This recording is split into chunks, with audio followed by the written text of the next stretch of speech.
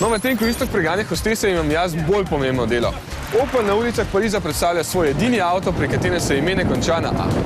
In avto, ki nosi ime ustanovitelja znamke, gospoda Adama Opla.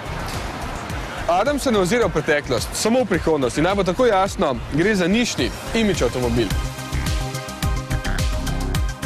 Ker je tole še predserijski model, so me zelo težko spustili van, da ne bi grajal kakšne končne izdelave ali pa materialov. Ampak tudi, če prvi pravi modeli na ceste pripeljajo šele v začetku novembra, je že zdaj videti, kako luštni bodo. Kot prvi med Opli bo imel tale nov sistem za povezovanje s 7-palčnim zaslonom, še bolj pa bo večino mogoče navdušil FlexFix za kolo, ki se nahaja zadaj.